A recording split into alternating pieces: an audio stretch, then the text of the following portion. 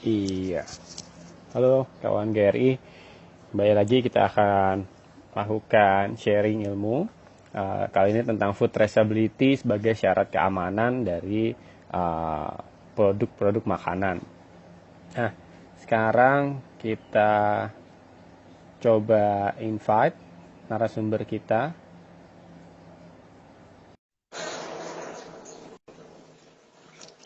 Kita coba invite dulu berkita. Nah, langsung ready. Halo Pak Samsul. Assalamualaikum. Halo Mas Waalaikumsalam Bayu. wabarakatuh. Halo, nah ini balik lagi narasumber kita yang sebelumnya ada Ibu Intan, sekarang kembali lagi ke Pak Samsu Arifin atau yang biasa dipanggil Pak Sam. Nah, topik kali ini akan kita omongin food traceability sebagai syarat keamanan dari produk makanan ya Pak. Betul, betul. Iya. Tentang traceability. Iya, nah ini menarik nih dari kita awal banget udah pernah bahas tentang gimana cara milih produk, gimana cara distribusin produk, gimana cara bikin label pangan. Nah, sekarang setelah didistribusiin, ternyata kita sebagai produsen atau kita sebagai penjual produk harus bisa nge-trace balik dari apa yang sudah kita jual balik ke produksi supaya meningkatkan rasa aman dari pelanggan jika ada keluhan gitu ya Pak ya, bener ya food traceability ya. Bener banget, bener banget. Nah, Nanti kita mungkin cerita Pak, ya, kita iya, ngobrol. kita mulai aja kali ya Pak. Mungkin dari Pak Samsul lebih lengkap nih. Gimana sih Pak atau apa definisi dari food traceability itu sendiri tuh Pak? Ya, kawan GRI, terima kasih yang udah join. Jadi memang kita coba apa namanya istiqomah. Istiqomah itu apa sih? Konsisten untuk memberikan edukasi baik secara online maupun kita posting di YouTube ataupun di Instagram, termasuk di YouTube saya juga karena memang setidaknya apa yang kita punya kita bisa bagi, syukur-syukur bisa bermanfaat gitu ya. Jadi kita mudah-mudahan dikasih kesehatan terus, jadi selalu bisa berbagi. Jadi kayak kita Amin. pengen bahas ini spesifik memang khusus bidang bagaimana sih cara telusur sebetulnya ya. Traceability itu kan kalau kita pecah katanya itu kan trace and ability. Trace itu berarti ketertelusuran, ability itu berarti kemampuan. Artinya kalau digabungkan jadinya kurang lebih gini, kemampuan untuk melacak, baik itu asal-usul uh, prosesnya, asal-usul bahan yang digunakan dalam satu produk, sampai dengan bagaimana kita melacak juga produk tersebut dijual kemana gitu ya. Jadi kalau kita tanya nih, ini bikinnya kapan ya? Nah itu berarti prosesnya. Kalau kita tanya lagi, ini produknya ini, sorry, ini dibuat dari bahan apa saja ya? Berarti telusur ke bahan bakunya. Siapa ya suppliernya? Atau beli di mana nih bahan-bahannya? Berarti telusur lagi sampai ke tahapan suppliernya atau tahapan pemasoknya gitu ya. Nah, kalau kita tanya lagi, ini dijual kemana saja ya? Berarti ini juga telusur ke customer atau ke consumernya bahkan gitu ya. Nah, kenapa kemudian ini penting ya? Karena nanti ada beberapa persyaratan yang memang di request atau dipersyaratkan dalam standar keamanan pangan, baik standar nasional maupun standar internasional. Hmm. Kurang lebih itu dulu deh definisinya, Kang Bayu. Hmm. Iya, iya, iya. Berarti lumayan banyak yang bisa di-trace balik ya, Pak. Mulai dari bahan baku, prosesnya, supplier, dan lain-lain ya. Jadi dari kita penjualan sampai kita trace ke produksinya ya, Pak ya. Nah, lanjut Ya, dari dari hulu iya. sampai hilir. Nah, lanjut dari definisi Ya, tadi, Pak. Kenapa sih food traceability itu penting tuh? Atau manfaat dari kita melakukan si food traceability ini, manfaatnya apa aja tuh, Pak, kira-kira? Kenapa dia bakal penting? ya kalau ditanya kenapa penting kan satu karena memang itu persyaratan. Tapi persyaratan itu dibuat pasti ada alasan gitu. Nggak mungkin persyaratan itu dibuat karena iseng gitu ya. Kenapa Hmm. kok ada ini Pak? Iya iseng aja. Enggak. Pasti ada tujuan akhirnya. Tujuan akhirnya adalah setiap produsen makanan dan minuman atau produsen pangan itu wajib mencari tahu informasi asal muasalnya ketika ada terjadi masalah gitu ya. Misalnya kita bikin pisang goreng nih, kemudian kok pisang gorengnya terlalu asin atau ini apa, kok pisang gorengnya asin banget ini bukan kayak pisang goreng. Nah, kita kan lacak tuh apa yang salah ya. Nah, Hmm. masalahnya kan salah satu fungsi melacak gitu ya, fungsi tes Hmm. itu. Bolehlah dilacak kapan gorengnya. Oh, gorengnya ini tadi jam 2 siapa yang goreng? Terus bumbu apa yang dimasukin?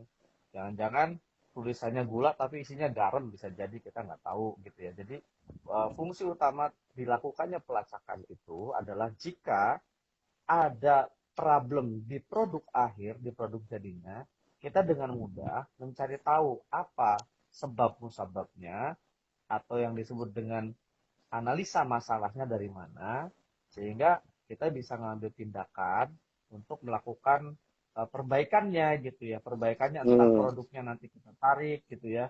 Nah, misalnya salah satu tujuan traceability juga adalah dalam rangka penarikan produk pangan atau yang kalau kita sebut dengan recall. Umpama tadi tuh ternyata pisang goreng yang kita udah buat ini sudah terjual dan kita baru sadar ketika kita nyicip sampelnya gitu loh, kok asin. Nah, terus kita lacak kan, ini kemana ya Ju kita Hmm. kirim pisang goreng itu. Tadi kirim berapa, kita bikin berapa, bikin Hmm. 100 piece misalnya. Kirim kemana aja. Ya ampun, ini pasti yang makan akan komplain nih sama kita. Sebelum itu nanti tambah besar gitu ya masalahnya, udah kita tarik deh gitu. Itu namanya recall. Nah, untuk menarik produk itu kan perlu telusur dulu kan, telusur Betul. kemana aja dijualnya, berapa banyak dijualnya. Tapi kan nanti kita telusur maju tuh namanya tuh. Hmm. Nah, nanti ada beberapa jenis traceability yang akan saya jelaskan. Nah, itu tujuan utamanya sih. Selain itu juga untuk memastikan bahwa setiap lot atau setiap batch yang kita produksi, itu kita yakin bahwa karena kita punya sistem telusur, kalau ada apa-apa kita juga punya mekanisme itu dan kita yakin Hmm. bahwa semuanya tercatat. Jadi kita juga bisa bisa memberikan setidaknya jaminan kepada konsumen kita. Oh, oke, Itu oke, kurang lebih oke. Mas Bayu. Baik. Nah, tadi menarik tuh ada jenis-jenis atau apa ya jenis-jenis kali ya dari food traceability. Mungkin nanti kita bisa masuk ke sana ya Pak. Tapi sebelum penerapan, sebelum jenis-jenis dari food traceability, kira-kira apa sih? Misalkan saya nih sebagai penjual, apa sih yang harus saya siapkan atau saya apa ya saya persiapkan dulu gitu ya saya bikin ada dari yang tidak ada untuk menerapkan si food traceability ini. Karena saya belum pernah nih Pak, gimana tuh Pak? Oke, ini umpama tadi deh kasus sederhananya pisang goreng. Ya. Tahapan pertama yang harus kita lakukan ya mulailah mencatat gitu ya. Itu yang disebut dengan record keeping, mencatat. Karena kalau tanpa catatan kita nggak mungkin ingat gitu ya. Semuanya kita ingat di otak kita nggak mungkin. Maka perlu ya namanya record keeping, metode untuk mencatat sesuatu yang penting yang menggambarkan aktivitas produk tersebut diproduksi. Apa yang perlu kita catat? Satu yang perlu kita catat adalah ini bahan beli di mana. Nah, berarti kan ada namanya supplier data gitu ya. Bahan itu beli di mana. Yang kedua, bahan itu datangnya kapan atau belinya kapan. Itu yang disebut dengan incoming date atau datang kedatangan atau purchasing date atau PO, purchase order gitu ya kalau di pabrik. Oke, berarti kita harus punya itu kapan belinya. Tadi kan beli di mana, kapan belinya atau kapan datangnya gitu ya. Hmm. Kemudian dari bahan kita maju nih satu langkah, diproduksinya kapan. Nah, dalam catatan produksi kan tentu saja nanti ada macam-macam lah ya. Contoh nih kalau tadi pisang goreng lah ya, kita nggak jauh-jauh pisang goreng. Berarti yang pertama kita harus catat adalah formulasinya. Formulasi itu berarti nambahin adonannya tuh yang pakai terigu tadi tuh berapa terigunya dari supplier mana, berapa banyak dipakai. Minyaknya dari siapa, berapa banyak dipakai, ya kan? Kemudian gulanya dan bahan-bahan yang lain. Nah, setelah itu proses pemasakannya. Proses pemasakannya tuh kapan? Di jam berapa? Kalau perlu siapa yang memasak, yang menggoreng itu siapa. Nah, itu kan perlu dicatat juga. Termasuk parameter penting. Parameter kritisnya itu apa? Misalkan tahapan penggorengan, tentu saja misalkan perlu mengendalikan suhu. Catatlah suhunya berapa pada saat menggoreng. Standar kita berapa batasannya. Misalkan menggorengnya tuh suhu 120. sampai 130 derajat Pak. Oke, ada nggak catatannya? Kita ngecek Hmm. nggak gitu? Atau kalau nggak pemasakannya, kalau kita belum punya mekanisme HACCP ya, atau critical control point, oke deh, after cooking, setelah masak kita periksa nggak tuh hasil penggorengannya, kita cicip nggak, kita lihat matang apa belum gitu. Berarti adalah catatan terhadap inspeksi, nah, catatan Hmm. terhadap pemeriksaan. Atau kalau yang di pabrik atau di industri atau di UKM namanya QC, Quality Control, catatan tuh ya. Kemudian catatan terakhir adalah catatan penjualan. Ini dijual kemana aja. Jadi kan setiap kali kirim barang ada dong. Masa kita ngirim barang nggak ada alamatnya? Siapa di mana itu kan pasti ada dan Iya, betul. berapa. Nah, kalau di pabrik udah ada tuh namanya surat jalan atau nanti keluarlah invoice untuk tagihan gitu ya. Nah, kalau kita punya semua catatan itu akan sangat mudah untuk melakukan Hmm. penelusuran. Masalahnya adalah kadang-kadang di satu industri catatannya banyak banget, tapi kalau kita hubungkan satu sama lain tuh kadang-kadang tidak sinkron gitulah. Itu yang nanti pentingnya adalah menetapkan apa saja sih yang penting untuk dicatat gitu ya. Hmm. Nah, satu jadi catatan nih, catatan kan tadi panjang tuh dari mulai Iya. beli di mana, kapan datang, siapa penjualnya atau siapa yang kemudian mengolah, kapan diolah, formulasi, pemasakan dan pengiriman.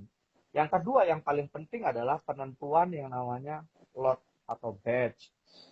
Jadi jangan pusing gitu. Kadang-kadang UKM nggak ngerti ya. Lot itu apa sih Pak? Batch itu apa sih? Batch itu satuan. Jadi lot, batch, partai, apa namanya? Terserah deh namanya apa deh ya.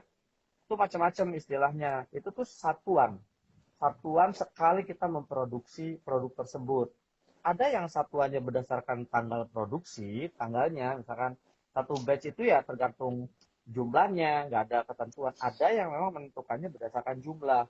Misalkan per 100 pisang goreng, itu satu batch tuh, gitu. Hmm. Atau per satu kaleng goreng, itu satu batch, boleh. Ada yang per hari proses aja, Pak, silahkan. Ada yang per setengah hari proses. Jadi satu batch-nya bisa jadi beda-beda jumlahnya. Karena volumenya bisa jadi juga berbeda Hmm. setiap kali masak. Hmm. Nah, kemudian kan kita biasanya ngeliat nomor batch atau lot number di kemasan produk makanan gitu ya, lot number berapa.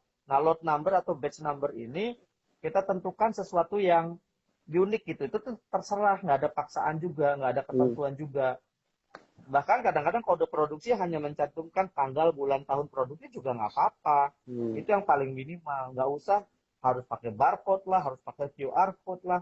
Kalau sudah mungkin levelnya butuh informasi itu monggo, nggak ada masalah gitu. Nah, atau batch-nya kita menggunakan kode huruf. Yang penting kita sendiri tuh yang membuat ngerti gitu maksudnya Hmm. apa. Ya, karena batch itu adalah informasi internal yang kemudian ditampilkan di dalam produk yang tujuannya kalau ada apa-apa kita bisa ngelacak dengan mudah melalui nomor itu gitu.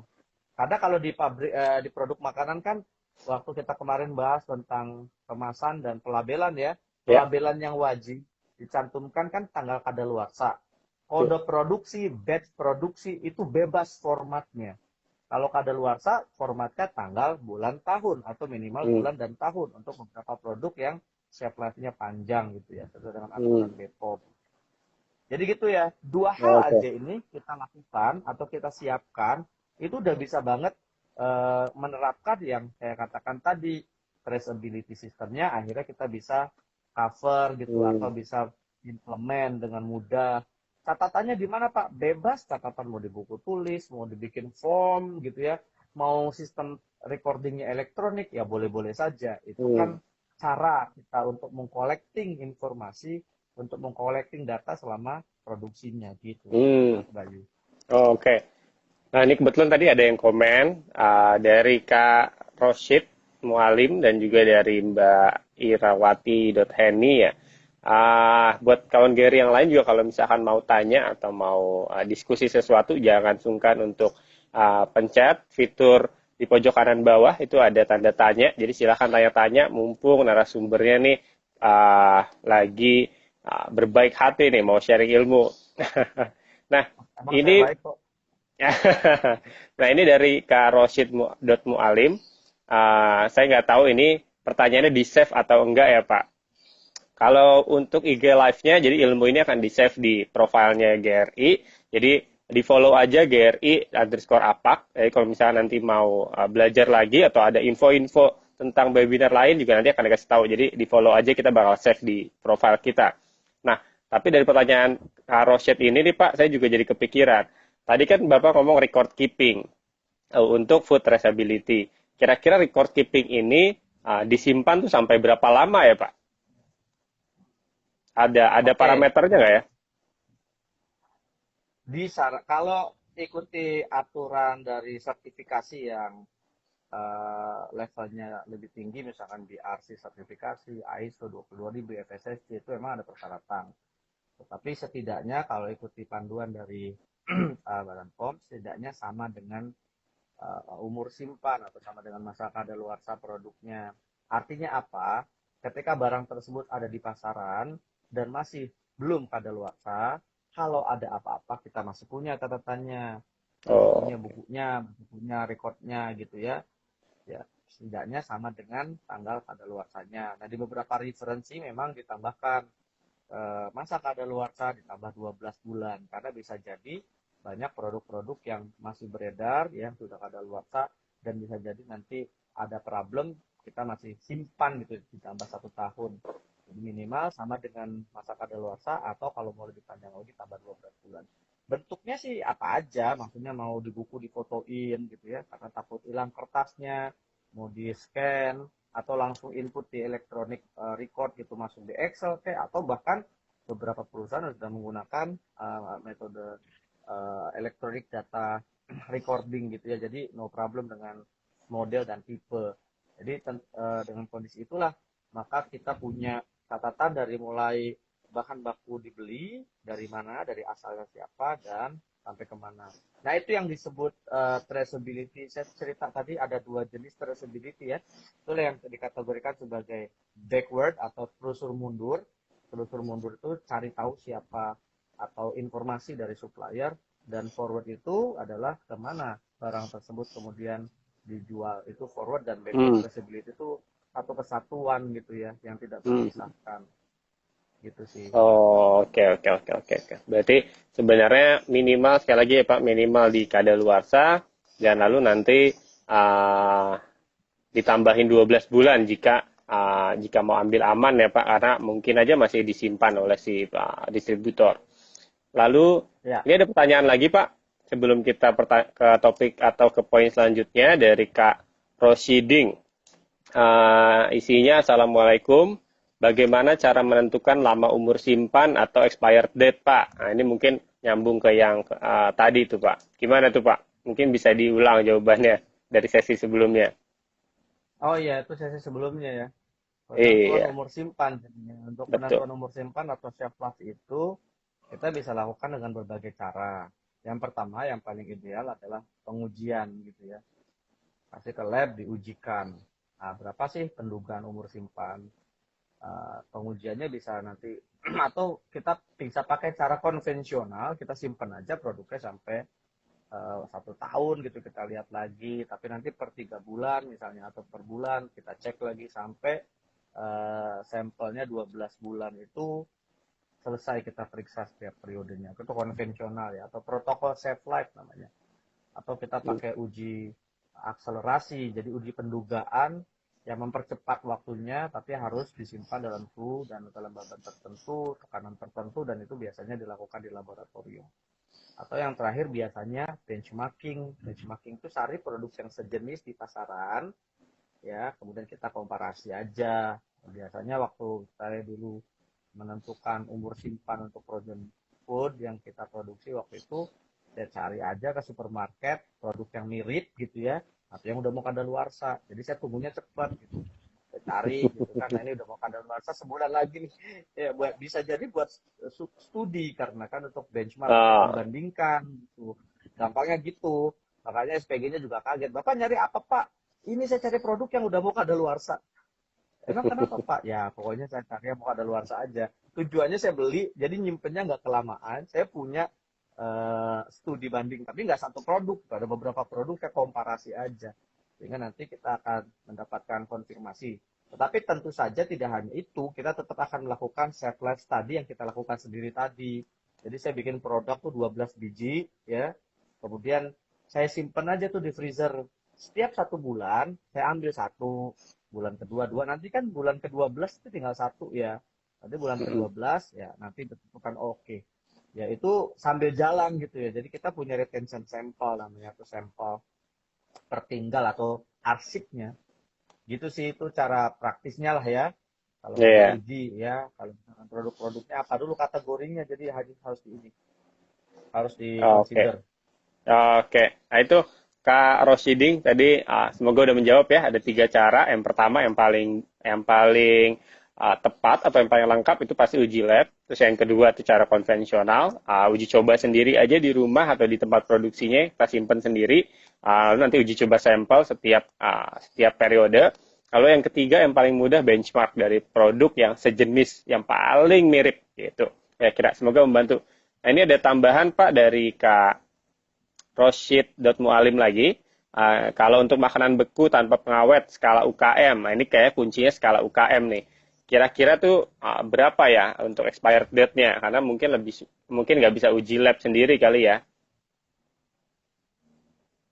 Oke, kalau berdasarkan apa yang saya pahami ya, produk beku itu kalau disimpan minus 18 derajat Celcius dan disimpan selama 18 minus sorry, saya ulangi ya.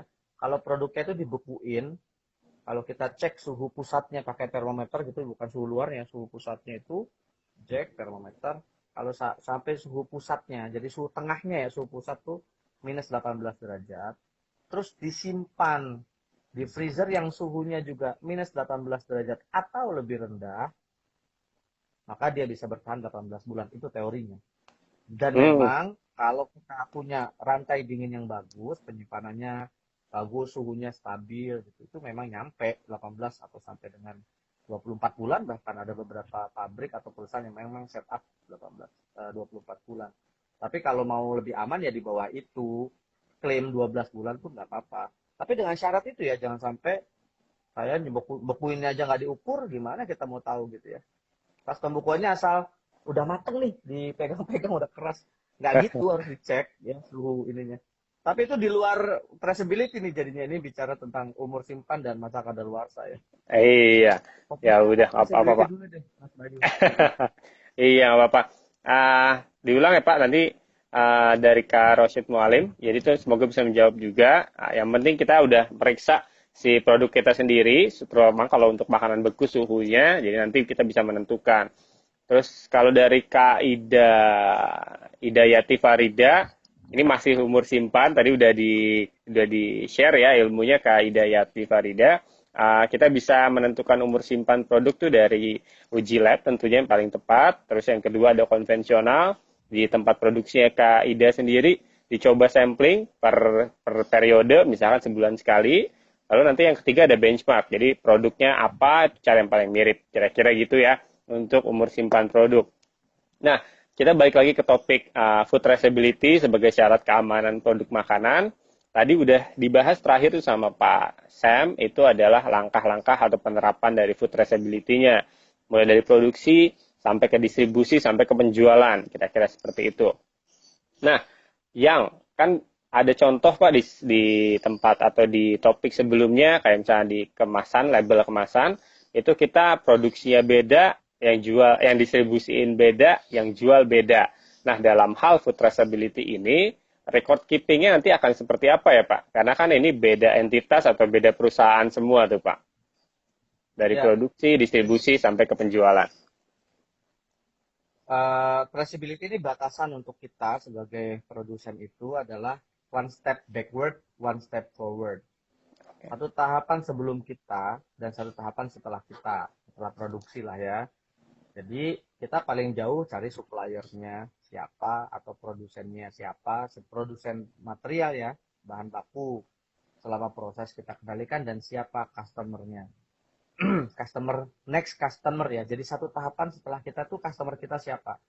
Bisa jadi customer kita itu adalah end user atau end consumer, orang yang mau konsumsinya langsung. Bisa jadi customer kita adalah distributor, Hmm. wholesale, agen, grosir atau mungkin sampai ke retail ya, market modern atau mungkin general trade sampai ke pasar gitu ya. Nah, sehingga yang kita tanggung jawab kita tuh cuma sampai ke siapa aja. Hmm. Selanjutnya di distribusi ya, di bagian distribusi pangan juga punya ketentuan yang sama. Mereka juga harus bisa menelusur gitu ya. Tujuan akhirnya kan tadi tuh, kalau untuk telusur, kalau ada masalah apa kita bisa tarik.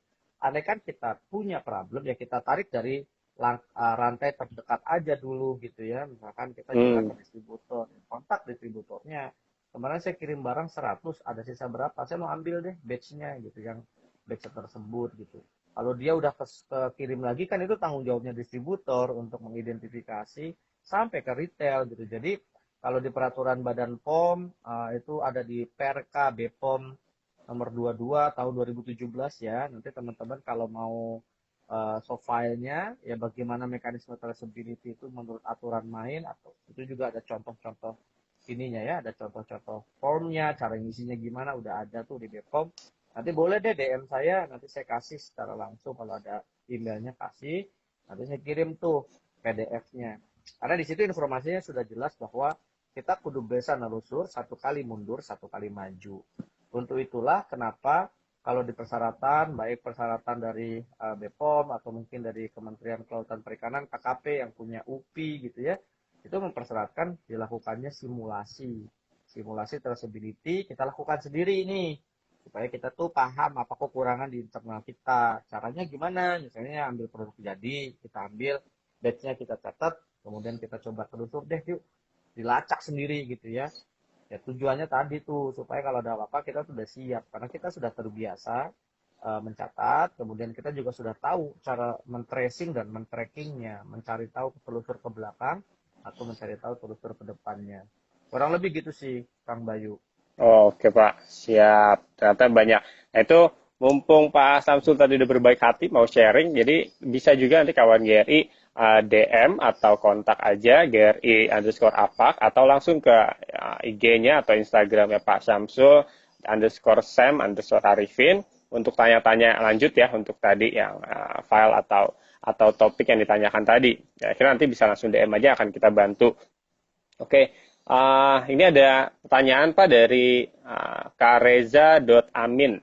Ini nyambung ke yang apa kalimat Bapak tadi bahwa one step backward ya. Jadi kalau misalnya kita produksi, kita berarti harus stres ke bahan bakunya gitu ya Pak. Nah, dalam pemilihan bahan baku itu nanti apakah akan berpengaruh ke keamanan produk yang dihasilkan? Dan kalau misalkan saya tambahkan, kalau misalkan berpengaruh, kira-kira apa yang harus kita perhatikan ya Pak dalam pemilihan bahan baku dan juga keamanan produknya tadi, supaya kita bisa tracingnya lebih mudah. Satu, pastikan Anda beli dari supplier yang approve gitu ya, atau yang disetujui. Jadi sebelum membeli kita juga kan milih supplier kali ya. Beli sayur gitu misalnya, beli ikan, beli daging kan kita nggak ngasal aja, bukan berarti murah atau bahkan mahal tuh berkualitas ya. Kita cek dulu sebelum beli di mana, kita harus survei dulu. Makanya seleksi, namanya seleksi pemasok atau supplier selection approval gitu, supaya kita nanti confidence, kita tuh yakin gitu sama apa yang kita beli. Karena memang bahan baku ini penting banget, gimana pun produk ini bisa bagus kalau bahan bakunya juga nggak bisa dijamin gitu ya. Jadi yang pertama seleksi dulu vendornya. Habis seleksi vendornya, setiap kedatangan dilakukan inspeksi, diperiksa, datang dilihat, datang kemudian mungkin ada perlu, bahkan ada yang perlu uji mikrobiologi, cek lab gitu ya. Ada yang harus cek kimianya, misalkan ikan harus dicek histaminnya, macam-macam tuh. Karena kan kita pengen yakin gitu, dan kita bisa jadi mendapatkan informasi itu sangat minimal dari suppliernya. Dan kita juga bahkan kita perlu tahu bahwa si si supplier itu produsen apa cuma distributor gitu, atau kita kalau beli toko gimana. Kalau kita beli di toko, misalkan belinya di grosir gitu atau belinya di supermarket, misalkan bahan tambahan ya, yang dulu saya katakan itu cek pakai klik ya. Masih ingat nggak, kemasan, label, Ya, yeah. izin edar, sama kadaluarsa, itu aja jadi acuan, karena kan mereka ketika mengedarkan barangnya juga udah melalui tahapan pemeriksaan juga gitu, dan sudah tanggung jawab. Nah, kalau kita udah milih suppliernya bagus, kemudian setiap datang kita periksa lagi gitu ya. Paling enggak kalau datangnya dari impor gitu, gitu misalnya impor ya cek aja tuh, yang pertama kita cek apanya tuh, ada luarsanya, produknya ada luarsa nggak, materialnya maksudnya bahan bakunya, kemasannya gitu. Sampai nanti minta analisa dari sana, namanya COA, Certificate of Analysis, karena setiap produk yang kemudian diimpor ke sini itu pasti ada COA-nya gitu. Termasuk kalau kita punya supplier lokal ya perlakukan hal yang sama lah, intinya gitu. Jadi kita punya confidence, punya rasa percaya diri, karena kita juga sudah terperiksa jumlah, jadi bisa jadi jumlahnya kita periksa dulu, ya, kemudian kualitasnya, kalau memang ngaruh ke keamanan pangan yang silakan uji sesuai dengan karakteristik bahan apa yang dimasukin gitu ya, atau yang kita terima dari supplier tersebut. Gitu sih, Kang Bayu. Oke, oke. Nah itu Kak Reza Amin tadi supaya bisa menjawab kali ya dari dua pertanyaannya. Yang pertama bahan bakunya, terus nanti pemilihan supplier, gimana caranya ya memilihnya yang baik dan benar sehingga kita bisa traceability dengan mudah. Kira-kira itu sudah menjawab ya Kak Reza. Lanjutan Pak, ini ada pertanyaan menarik dari Kak Roshid Mualim, masih tentang food traceability. Kira-kira tadi kan yang sudah dijelaskan Pak Samsul atau Pak Sem, record keeping itu banyaknya untuk internal ya Pak, mulai dari kode batch, penentuan kode batch dan lain-lain. Nah ini apa yang traceability apa yang harus kita infokan atau kita informasikan kepada konsumen kita, misalkan melalui kemasan atau misalkan melalui sistem tertentu. Ada nggak yang perlu kita sampaikan ke konsumen kita? Yang kita perlu sampaikan ke konsumen ya label itu. Label itu kan isinya macam-macam ya, yang kita bahas juga tentang labeling. Kan kemasan label itu adalah alat komunikasi. Di situ isinya ada komposisi, ya, atau ingredients, ada nutrition fact atau informasi nilai gizi, ada serving suggestion atau cara gimana pakainya, ada kode produksi. Kalau ada apa-apa nanti coba lapor aja ke penjualnya atau ke pabriknya. Jadi kita kan menginformasikan itu ke customer. Tentu saja ngikuti peraturan tentang pelabelan. Itulah komunikasi kita. Kita nggak perlu informasi ke customer. Customer, ini tuh yang bikin siapa? Enggak. Cuma informasi itu kita kemas, kita masukkan di dalam kemasan. Nah, itulah fungsi pelabelan. Kalau lagi pelabelan itu yang kemarin kan informasi tentang komunikasi, convenience, dan lain-lain ya. Udah kita bahas tentang kemasan ya. Jadi itu sih informasinya ya ada di kemasan. Kemasannya dalam bentuk pelabelan. Pelabelan itu adalah tulisan. Tulisan itu bentuk komunikasi kepada Ya. si customer. Intinya ngikutin ketentuan labeling dari Badan POM gitu. Oke, kayak gitu Kak Roshid Mualim ya.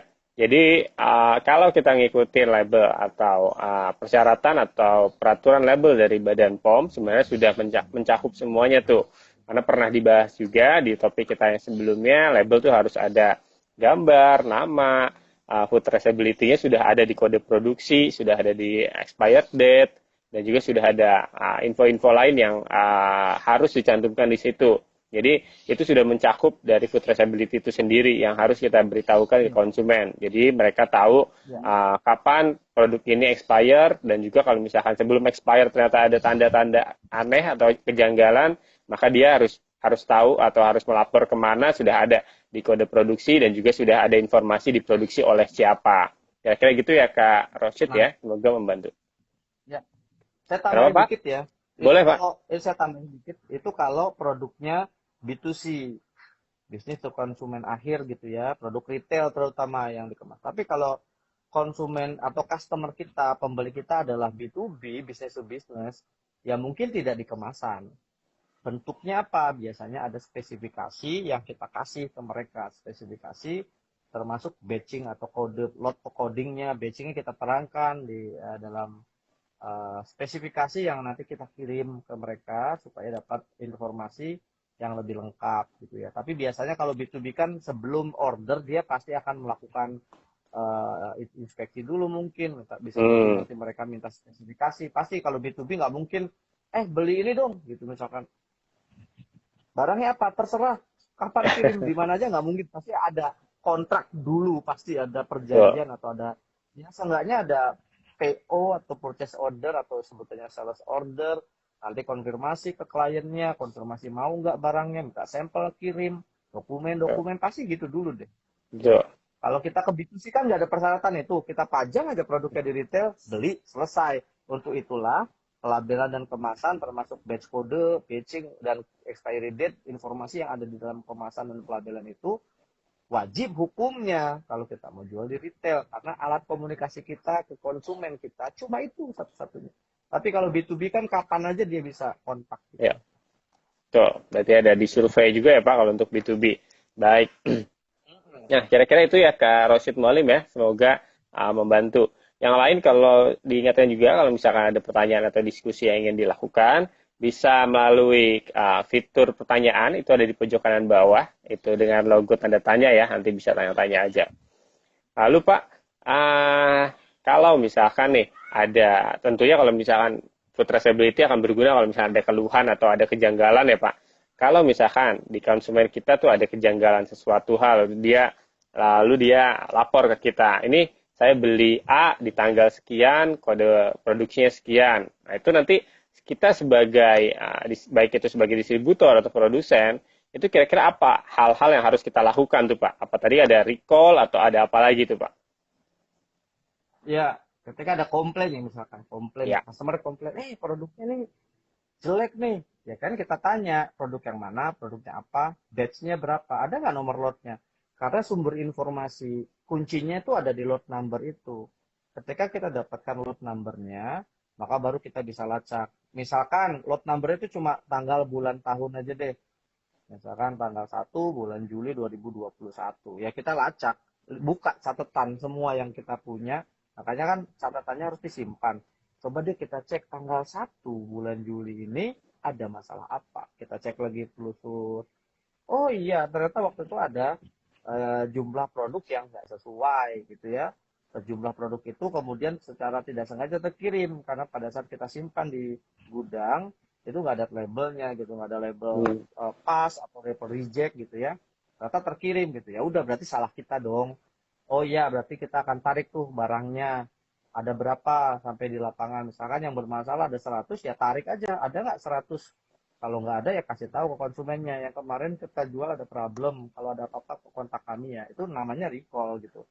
Dari Hmm. 100 itu mungkin yang tertarik ada 50, ada 70, mungkin sisanya udah kebuang atau terjual nggak bisa kelacak lagi ya udah. Nah, tetapi kalau misalkan ternyata dari catatan kita ini nggak ada masalah sebetulnya. Nggak ada masalah gitu ya.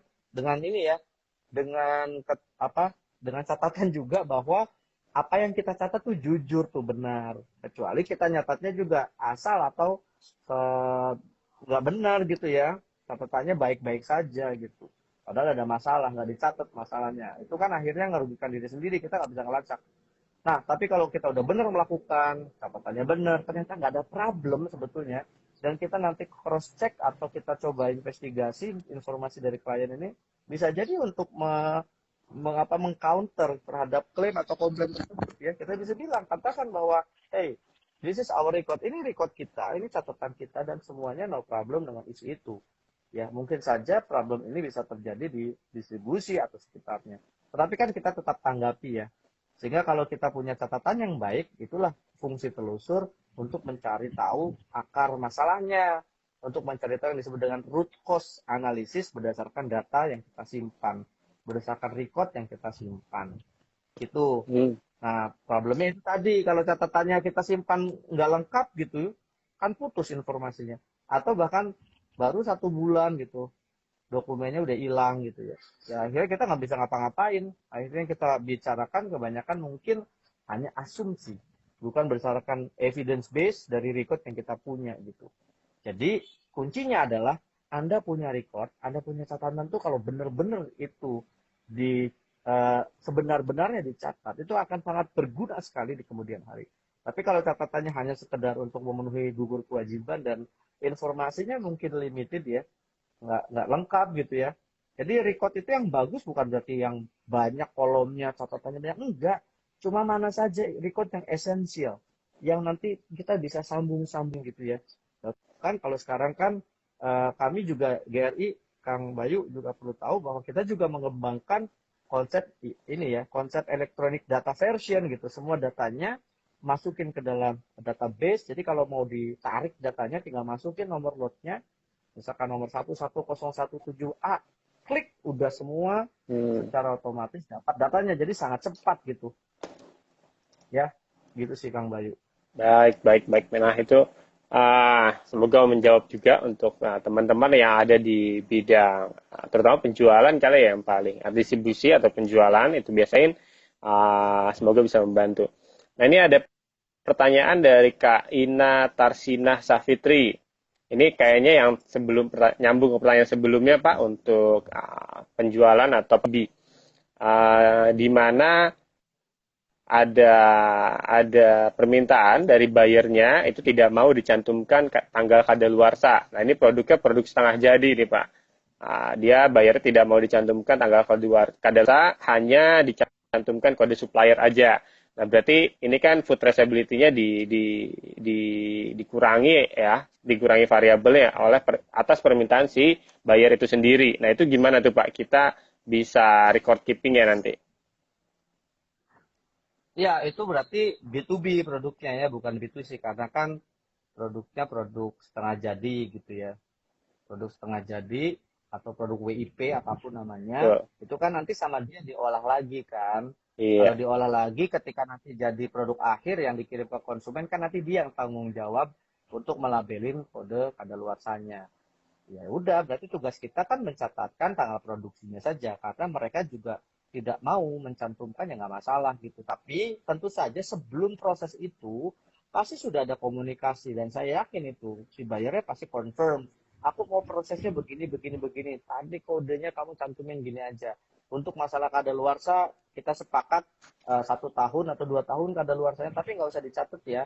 Nanti kirimkan saja kode produksinya, masukkan ke dalam spesifikasi, dan nanti kalau dikirim barangnya cantumin aja di surat jalan gitu ya, atau kalau kita ekspor kan nanti ada packing list, ada bill of lading, ada banyak dokumen sebetulnya ya, termasuk invoice, ada pro forma invoice, nantinya itu informasinya ada di situ tuh, jadi bukan di kemasan, karena apa, sama mereka nanti dibuka lagi itu, diolah lagi, kecuali gini, produknya tuh produk retail ya, produk retail udah siap edar. Jadi bedanya kalau produk retail, berarti produk udah jadi yang pertama. Yang kedua, biasanya kemasannya juga kecil gitu. Nggak mungkin kemasannya 10 kilo. Produk retail tuh biasanya rata-rata 1 kilo paling gede ya. 500 gram, 250 gram, 100 gram gitu. Atau ada lah yang 2 kilo, oke lah. Tapi jarang tuh satu kemasan itu 10 kilo untuk retail. Kecuali kayak ini, beras ya. Kecuali beras tuh retailnya bisa 20-25 kilo tuh. Jadi gitu. Nah, sehingga kalau ada kasus seperti itu, ketika bayarnya tidak mau mencantumkan, nah ini kita harus curiga gitu. Ini jangan-jangan mereka nanti akan merelabel. Tetapi as long as itu tidak ada ketentuan di Indonesia atau itu tanggung jawab dia gitu ya, ya silakan saja. Tetapi saran saya bisa jadi kalau mencantumkan produk kita di situ ada tulisannya diproduksi oleh PT ini untuk PT ini, tanggal kadaluarsanya dia kosongin, dia isi sendiri. Nah ini yang nggak boleh sebetulnya, karena produk ini direct gitu ya. Jadi kita secara logika berpikir udah ketemu tuh, wah ini ngaco nih nantinya, kita bisa tolak gitu. Memang pembeli itu adalah raja, tapi bukan segalanya. Sepanjang dia tidak melanggar ketentuan, syarat, pelabelan, regulasi, legalitas, ya jangan diikutin gitu ya. Kalau diikutin, tapi kalau dia udah jelas-jelas melanggar ketentuan, ya jangan diikutin. Misalkan lagi ini pelabelan ya ujungnya ya. Misalkan lagi dia nyantumin menggunakan pewarna buatan atau artificial coloran gitu ya, atau artificial sweetener, pewarnis buatan di dalam produk, tapi dia nggak nyantumin tuh. Bayarnya minta, tolong jangan dicantumin ya, mengandung aspartam, jangan. Nah, itu udah jelas ngelanggar aturan tuh. Kita tahu sebagai produsen, jangan diikutin, karena kalau ada apa-apa, yang salah kita. Kalau ada apa-apa, kita yang nanti kena, dan itu tanggung jawab kita juga secara moral dan secara aturan, ya, ketentuan itu kan tanggung jawab produsen akhirnya. Bisa jadi dituntut secara hukum. Ya, kesannya itu sih. Jadi kalau kasus yang tadi itu jelas B2B, kalau B2B kan kesepakatan kedua belah pihak, nanti ada dokumen kontrak yang menjelaskan tentang itu, atau spesifikasi produk yang dikirim ke si customer-nya. Oke? Baik, baik, baik. Baik, jadi food traceability tetap bisa dilakukan ya Pak, walaupun ada kesepakatan tetap kita bisa lakukan, baik dari invoicing, baik dari hal-hal lain itu sebenarnya bisa. Lalu tadi kunci dari sarannya Pak Sam adalah pada pada pada prosesnya, kalau misalnya ada kesepakatan di mana ada variabel-variabel yang ingin dihilangkan, itu jangan lupa balik lagi ke ketentuan-ketentuan atau peraturan-peraturan yang ada di Indonesia, supaya kita sebagai produsen tidak disalahkan atau tidak memberikan apa ya, atau membolehkan sesuatu hal yang dilarang sebenarnya, kira-kira gitu. Nah, itu terima kasih deh kata Kak Ina Tarsina Safitri, terima kasih Pak Samsul. Nah, berarti sudah membantu ya Kak Ina ya. Oke. Nah, ini pertanyaan selanjutnya, mungkin ini akan jadi pertanyaan terakhir karena kita sudah mau memasuki 1 jam. Dari Kak Ratri Retno. Pak Samsu, bagaimana traceability pada produk halal? Ini apakah berbeda, Pak, ataukah kita bisa menyamakannya saja? Karena kan produk halal ada ketentuan-ketentuan bahan baku yang sangat ketat ya, Pak. Oke, halal sama food safety sebetulnya seiring sejalan. Jadi nggak ada. Jadi kalau di ketentuan halal itu halalan toyiban. Halal itu berarti sah dikonsumsi secara hukum syariat Islam. Toyib itu berarti baik. Makanan yang baik berarti punya kualitas. Kualitasnya baik berarti juga aman untuk dikonsumsi. Jadi ini satu kesatuan sebenarnya gandeng gitu ya. Halalan toyiban. Halal dan toyib. Oke. Nah, untuk kaitan sama traceability material, ya sama ketentuannya. Pastikan apa yang kita beli dijamin kehalalannya satu, dan dijamin keamanan pangannya. Ya, jadi dua-duanya itu seiring sejalan. Kualitas, keamanan pangan, dan halal itu seiring sejalan. Traceability-nya sama, traceability. Bahkan kalau halal, penekanannya tuh justru ke bahan baku gitu, kebanyakan ya. Kita harus punya listing, beli produk apa, dari mana, materialnya dari mana maksudnya ya. Misalkan kita beli garam, garamnya itu beli di mana? Oh, garamnya beli di online store. Tapi di situ ada logo halal dan label halal ini ada nomornya. Nomor itu bisa kita trace, kita lacak, tertelusur nggak ke websitenya gitu ya, di LPPOM MUI atau di BPJPH, Badan apa namanya, penyedia sertifikat apa saya lupa, BPJPH itu. Yang penting mereka lah yang akan mengeluarkan sertifikasi halal berdasarkan fatwa MUI gitu ya. Jadi MUI ini adalah yang mengeluarkan fatwa. Nah, pelaksana inspeksi yang ngeluarin sertifikat itu lembaga sertifikasi halal gitu ya. Lembaga sertifikasi halal salah satunya LPPOM MUI. Jadi LPOM MUI itu bukan bagian dari MUI tapi anak perusahaannya gitulah ya, anaknya, tapi dia berdiri sendiri secara independen gitu. Nanti bisa jadi akan ada lembaga penyedia layanan halal yang lain gitu. Artinya tadi sekali lagi kesimpulannya adalah mau halal atau keamanan pangan atau kualitas, penekanannya ada di tahapan penerimaan atau memilih supplier. Pastikan Anda membeli sesuatu yang jelas, materialnya jelas, dan dijamin kehalalannya. Bisa dari sertifikasi, bisa jadi logo halal, atau kita minta si pabriknya, minta dong sertifikat halalnya gitu. Ya udah, selesai kalau kita belinya entah berantah. Misalkan kita beli sayur, nah itu nanti ada pelatihan halal sendiri, yaitu namanya kategori list yang nanti diperbolehkan. Jadi ada beberapa material yang memang secara otomatis masuk kategori halal, misalkan sayuran gitu otomatis halal misalnya. Tapi kalau dia olahan, misalkan beli corned beef atau beli sosis, nah itu minta sama si pabriknya yang bikin halal nggak.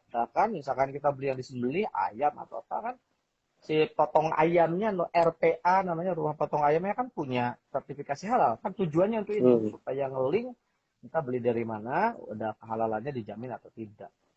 Gitu sih kurang lebih. Baik, baik. Semoga Kak Ratri Retno terbantu ya. Jadi justru traceability itu sudah jadi salah satu kunci dasar di produk halal ya Pak, karena pemilihan produk, supplier itu sangat-sangat penting. Baik, kira-kira itu aja tanya jawab dan diskusi kita untuk sore hari ini. Sebelum nanti ditutup atau diberikan advice penutup dari Pak Samsul, saya coba summary dulu ya Pak untuk bahasan kali ini. Bahasan kali ini adalah food traceability sebagai syarat keamanan produk makanan. Nah, itu definisi adalah kemampuan untuk melacak suatu produk, mulai dari prosesnya, bahan baku, hingga ke supplier, dari penjualan. Lalu nanti untuk flow-nya atau dari jalurnya, itu yang harus kita catat atau kita simpan si recordingnya adalah dari supplier, lalu ke purchase order, lalu ke produksi, lalu ke formulasi produksinya, lalu ke quality control atau quality assurance masing-masing, lalu nanti ke penjualan. Nah, di situ nanti ada 3 entitas, ada produksi, ada distributor, lalu ada nanti penjualannya itu sendiri. Kalau misalkan kita sebagai produksi atau kita sebagai distributor, itu menyesuaikan. Kenapa menyesuaikan? Karena food traceability itu kuncinya ada di one step backward, one step forward. Jadi cukup 1 langkah ke belakang, cukup 1 langkah ke depan.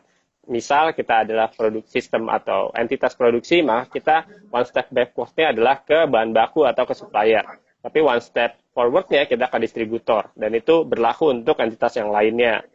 Lalu untuk recordingnya, kita save itu setidak-tidaknya sampai masa kadaluarsa. Tapi akan lebih aman itu sampai ke plus 12 bulan, jadi sampai 1 tahun berikutnya. Karena ada kemungkinan produk kita masih ada di distributor atau masih ada di gudang-gudang.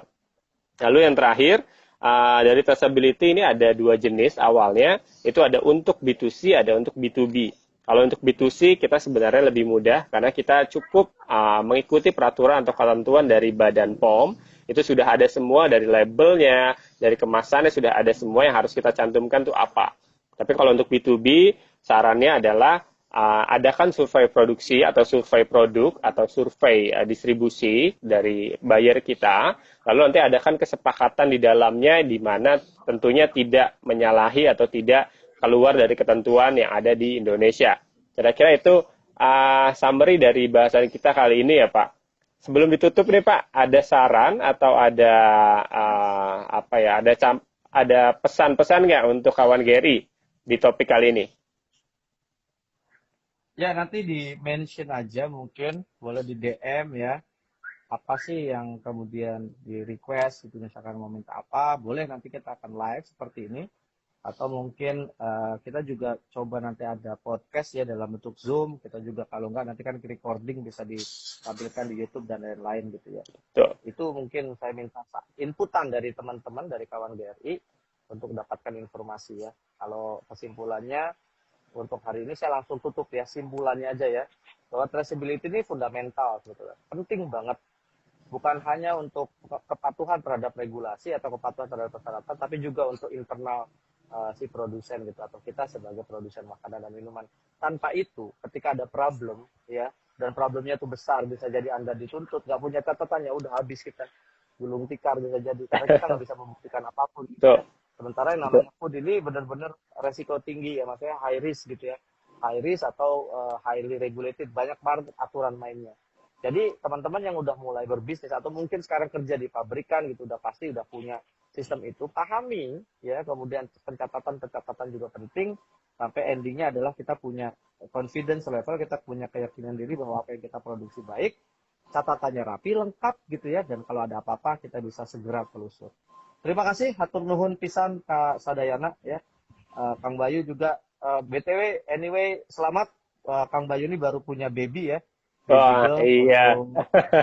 Selamat banget. Siap. Jadi seorang ayah sekarang ya. Alhamdulillah. Tapi udah nyusul ya, udah hamil lagi ya istrinya ya? Belum, kan masih nifas. Belum ya. Oke. Ya udah. Nih ada beberapa pesan dari teman-teman atau kawan GRI, dari Kak Arif, terima kasih Pak Samsul, dari Kak Konita, sering-sering diadakan kegiatan seperti ini. Lalu dari Kak Ahmad, terima kasih sharingnya Pak Samsul, itu ada di komen ya.